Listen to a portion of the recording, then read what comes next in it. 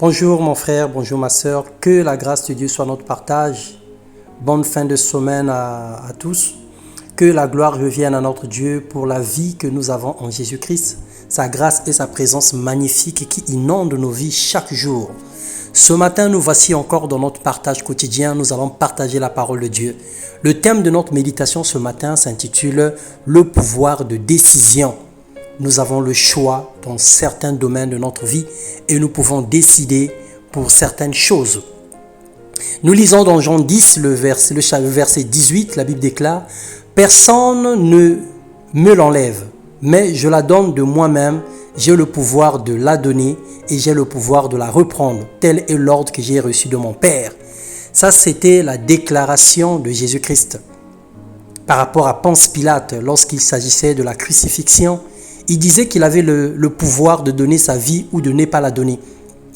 Or, si nous sommes enfants de Dieu, nous sommes aussi héritiers. Héritiers de Dieu et co-héritiers de Christ.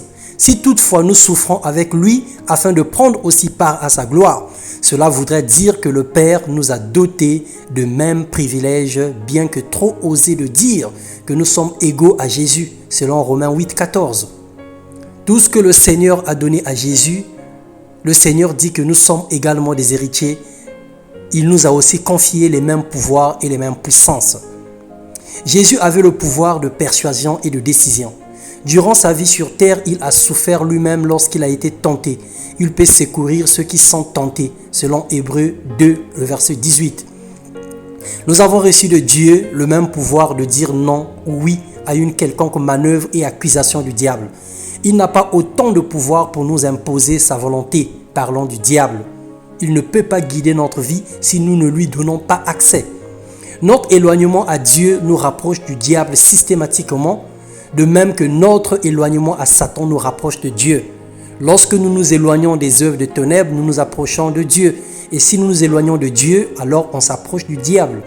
Aujourd'hui, il est question de choix et de décision. Le juste milieu n'existe pas. On ne peut pas servir 2 maîtres à la fois, ni servir avec notre caractère ou nos coutumes.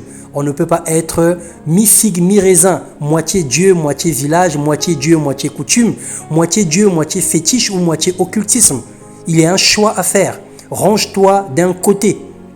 Josué 24, 15, la Bible nous déclare « Mais si vous ne trouvez pas bon de servir l'Éternel, choisissez aujourd'hui qui voulez-vous servir.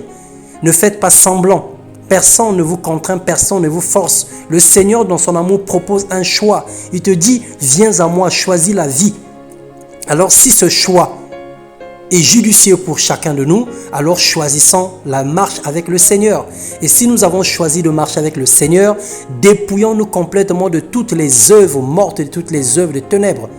Personne sauf un sataniste accepterait volontiers de servir Satan. Et pourtant, nos actes et nos comportements démontrent que certains d'entre nous sont les esclaves du mal et serviteurs ignorés de Satan. Décidez de vivre une vie de liberté en suivant et servant Jésus-Christ et en priant sans cesse pour éviter les assauts du diable, telle est la volonté de Dieu. Ou encore de marcher dans l'esclavage du péché en menant une vie de débauche clandestine. Sont là les décisions audacieuses que chacun de nous devrait prendre en cette saison. Le Seigneur nous appelle à choisir, le Seigneur nous appelle de se ranger d'un seul côté. Ou nous allons nous ranger du côté de Dieu, ou nous allons nous ranger du côté du mal. Il y a un choix à faire et le choix, il est personnel.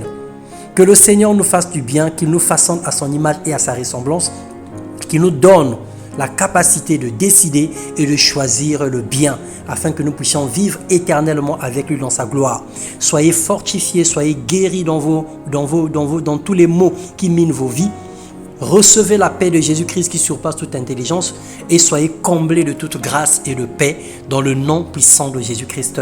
Amen.